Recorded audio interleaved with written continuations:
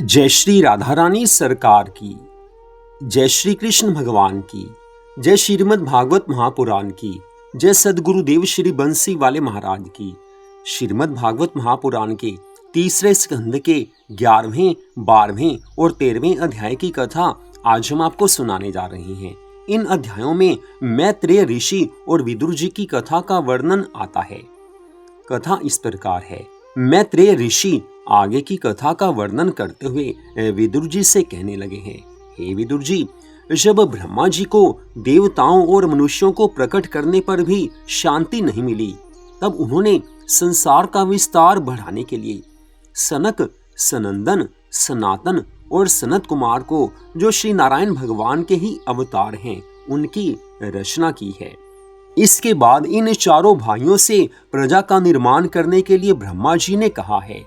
ब्रह्मा जी की आज्ञा को सुनकर चारों भाइयों के हृदय में ज्ञान प्रकट हुआ है कि जो कोई माता पिता, भाई आदि श्री नारायण भगवान का भजन करने में बाधक हो जाए, उनको अपना हितैषी नहीं जानना चाहिए। चारों भाइयों के मन में विचार आया है कि अगर हम प्रजा का निर्माण करने का कार्य करेंगे तो भगवान की भक्ति नहीं हो पाएगी। इस कारण हम लोग प्रजा की रचना नहीं करेंगे। ऐसा विचार कर उन्होंने ब्रह्मा जी से कहा है कि हे पितामह, हम आपसे ये वरदान मांगते हैं कि हम सदा 5 वर्ष की आयु के ही बने रहें।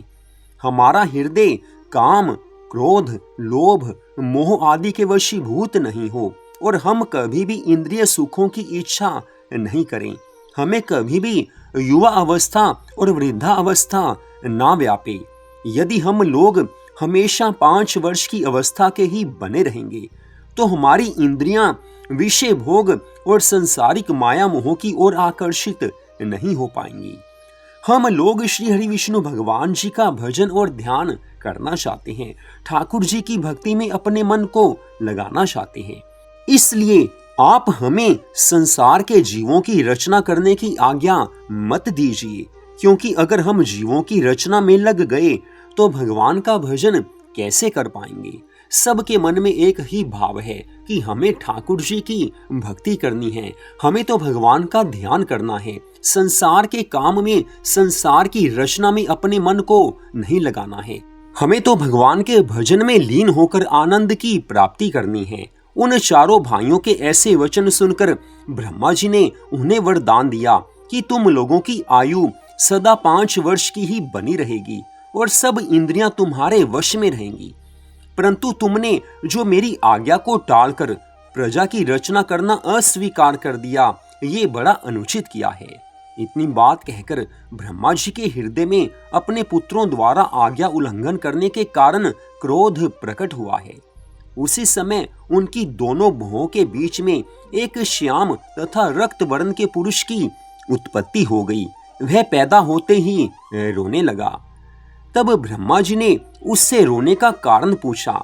तब उस पुरुष ने उत्तर दिया है कि आप मेरा नामकरण करके मुझे कोई कार्य बताइए। ऐसा सुनकर ब्रह्मा जी प्रसन्न होकर कहने लगे हैं, तूने पैदा होते ही रुदन किया है, इस कारण तेरा नाम रुद्र होगा। तू प्राणियों की रचना कर और समस्त देवताओं में उत्तम बनकर संसार में निवास कर। सांसारिक प्राणी तुझको शिव, शंकर, महादेव इत्यादि बहुत से नामों से पुकारेंगे। आज ब्रह्मा जी का ऐसा आदेश सुनकर रुद्र भगवान ने काम, क्रोध, लोभ तथा अहंकार से भरकर राक्षस, भूत, प्रेत, पिशाच आदि की रचना की है।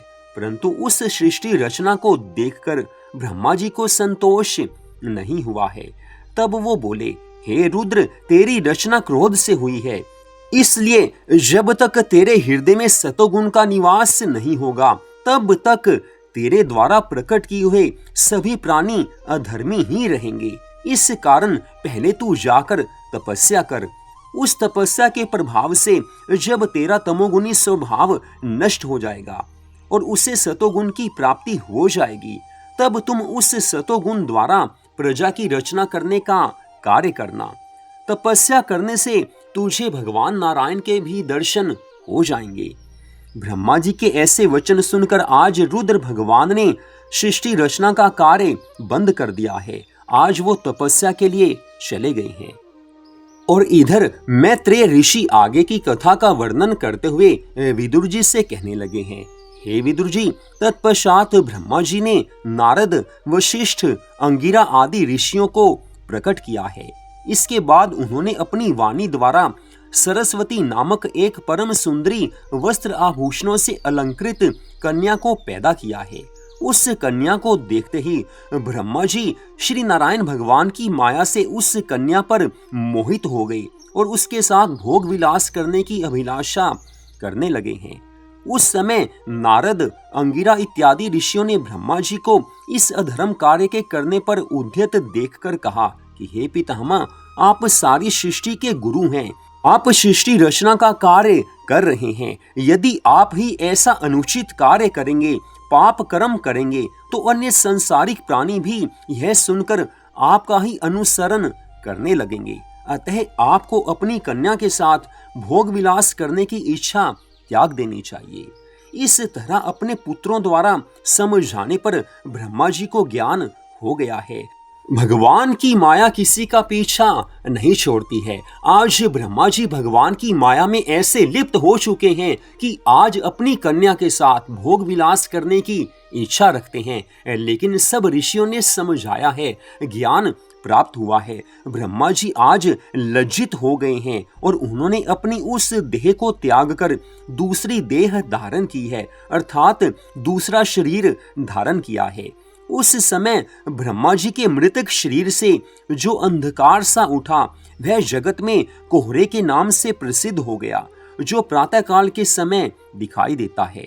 इसके पश्चात ब्रह्मा जी ने अपने चारों मुखों से 4 वेद उत्पन्न किए हैं तथा वास्तु विद्या, वैदिक शास्त्र, यज्ञ तथा दान का विधान और संगीत शास्त्र, ये 4 विद्याएं और ब्रह्मचार्य, गृहस्थ, वानप्रस्थ और सन्यास, इन चारों आश्रमों की उत्पत्ति की है। तदुपरांत जब ब्रह्मा जी ने ये सोचा कि अकेले मेरे द्वारा ही जीवों की वृद्धि नहीं हो सकती है, मुझे कुछ और अवश्य करना ही होगा, सोच विचार कर आज ब्रह्मा जी ने अपने दाहिने अंग से स्वयंभू मनु नाम के एक पुरुष और बाएं अंग से शतरूपा नाम की एक स्त्री की उत्पत्ति की है। उन दोनों का विवाह कर देने के बाद उन्हें आज्ञा दी है कि तुम मैथुन द्वारा मनुष्यों की उत्पत्ति करो। ब्रह्मा जी की ऐसी आज्ञा सुनकर मनु महाराज कहने लगे हैं, हे पिताजी, मैं आपकी कृपा से बहुत से मनुष्यों को पैदा करूंगा, परंतु उनके रहने के लिए स्थान चाहिए, अतः आप इसका कोई उपाय कीजिए। स्वयंभू मनु की ऐसी बात सुनकर ब्रह्मा जी ने कहा है, अच्छा, तुम सबसे पहले श्री नारायण भगवान का तप करो, फिर मनुष्यों की उत्पत्ति करना, तब तक मैं उन लोगों के रहने के लिए स्थान का प्रबंध करता हूँ। मैत्रेय ऋषि आगे की कथा का वर्णन करते हुए विदुर जी से कहने लगे हैं, हे विदुर जी, जब स्वयंभू मनु ने पृथ्वी के प्रकट होने की इच्छा की, उस समय ब्रह्मा जी आदि पुरुष श्री नारायण भगवान का स्मरण करते हुए प्रार्थना करने लगे हैं, हे प्रभु, आपकी कृपा के बिना किसी भी जीव का कोई भी कार्य सिद्ध नहीं हो सकता है। जब तक आपकी कृपा नहीं होती, मनुष्य किसी कार्य में सफलता प्राप्त नहीं कर सकता है।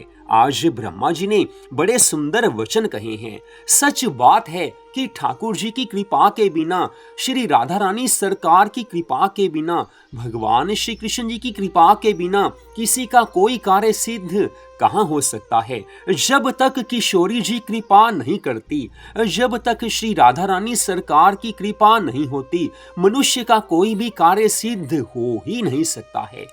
श्री राधा कृष्ण भगवान जी की कृपा को प्राप्त करने के लिए अपने जीवन के समय को ठाकुर जी के चरणों में लगाना होगा, भगवान की भक्ति करनी होगी।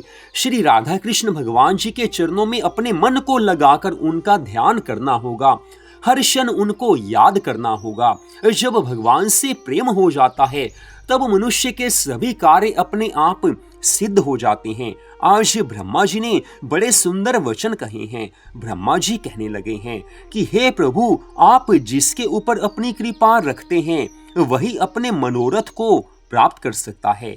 हे नाथ, मैं आपकी आज्ञा पाकर जीवों की रचना कर रहा हूँ, परंतु वे लोग किसी आधार के बिना किस प्रकार ठहर सकेंगे, यही चिंता मुझे सताने लगी है। अब आप मुझे जो आज्ञा देंगे मैं उसी के अनुसार कार्य करूंगा। आज ब्रह्मा जी ने जब ऐसी स्तुति की है, उस समय श्री नारायण भगवान ने उन्हें ध्यान में दर्शन देकर कहा है, हे ब्रह्मा, तुम चिंता मत करो, मैं अवतार धारण करके जीवों के रहने के लिए पृथ्वी ला दूंगा। ब्रह्मा जी को प्रसन्नता हुई है। तदुपरांत आज श्री हरि विष्णु भगवान जी ने अपने मन में विचार किया है कि हिरण्याक्ष दैत्य पृथ्वी को उठाकर पाताल लोक में ले गया है, अतः अब मुझे उसे वहां से बाहर निकाल लाना चाहिए। इसी समय श्री नारायण भगवान की लीला से ब्रह्मा जी को छींक आई है। तब उनकी नाक के दाहिने छिद्र से मच्छर के समान एक अत्यंत छोटा शूकर उत्पन्न हुआ है। क्षण भर में ही वह शूकर बढ़कर हाथी के समान हो गया और भयानक शब्द में गर्जना करने लगा है। उसे देखकर आज ब्रह्मा जी ने अपने मन में विचार किया है कि यह कैसा जीव है। उसे देखकर आज ब्रह्मा जी भी भयभीत हो गए हैं, लेकिन उसी क्षण ठाकुर जी की कृपा से उन्हें ज्ञान दृष्टि से ये पता चला है कि श्री नारायण भगवान जी ने मेरी प्रार्थना पर पृथ्वी को लाने के लिए यह स्वरूप धारण किया है, अन्यथा और किसी जीव की ऐसी सामर्थ्य नहीं है जो क्षण भर में इतना बड़ा स्वरूप धारण कर लेता। आज ऐसा विचार करके ब्रह्मा जी ने उन वाराह भगवान की स्तुति करते हुए कहा है कि हे प्रभु, आपने वाराह स्वरूप धारण कर अपने वचन को पूर्ण किया है, अतः आप परम धन्य हैं। मैं आपके चरणों की शरण लेता हूँ। ब्रह्मा जी के श्री मुख से ऐसे वचन सुनते ही आज श्री वाराह भगवान उस फूल के ऊपर से पानी में कूद पड़े और पाताल लोक में जा पहुंचे हैं। जब वहां हिरण्याक्ष दैत्य दिखाई नहीं दिया, तब उन्होंने 52 करोड़ योजन लंबी चौड़ी पृथ्वी को जो वहीं रखी हुई थी अपने दांतों पर इस प्रकार उठा लिया है जैसे हाथी अपने दांतों पर कमल के फूल को उठा लेता है। जिस समय वाराह भगवान पृथ्वी को उठाकर वहां से चले, उसी समय मार्ग में ही हिरण्याक्ष दैत्य से उनकी भेंट हो गई है, जो अत्यंत बलवान था। उससे युद्ध करने की शक्ति किसी और देवता में नहीं थी। श्री वाराह भगवान ने उस दैत्य का वध करके पृथ्वी को जल से बाहर निकाल दिया। तो पृथ्वी को देखकर ब्रह्मा जी आज आनंद मग्न हो गए हैं। प्रसन्न होकर वाराह भगवान की स्तुति करते हुए ब्रह्मा जी कहने लगे हैं, हे शरणागत प्रभु, जिस प्रकार आप पृथ्वी को पानी से बाहर निकाल कर लाए हैं, उसी तरह अब आप दया कीजिए और इस पृथ्वी को पानी के ऊपर स्थित कर दीजिए। तब सब जीव इस पृथ्वी पर आनंद से निवास करते हुए यज्ञ हवन आदि शुभ कर्म कर सकेंगे। जिस समय वाराह भगवान ने पृथ्वी को उस जल के ऊपर रखा तो वह मिट्टी होकर गलने लगी है। तब उस समय प्रभु ने उसे अपनी कुछ शक्ति देकर जल के ऊपर स्थित कर दिया। तत्पश्चात ब्रह्मा जी द्वारा पैदा हुए वशिष्ठ, अंगिरा आदि ऋषि श्री हरि विष्णु भगवान जी का ध्यान, संकीर्तन, यज्ञ हवन आदि करते हुए पृथ्वी पर रहने लगे हैं। तो यहीं पर आज की इस परम सुंदर कथा का विश्राम होता है। अगले भाग में आप इससे आगे की कथा को सुन पाएंगे। भगवान जी के पार्षद जय और विजय की कथा अगले भाग में आएगी। तो इस कथा को सुनने के लिए आप सबका हार्दिक धन्यवाद। जय श्री राधा रानी सरकार की, जय श्री कृष्ण भगवान की, जय श्रीमद् भागवत महापुराण की, जय सद्गुरुदेव श्री बंसी वाले महाराज की। जय जय श्री राधे, जय जय श्री राधे, जय जय श्री राधे श्याम।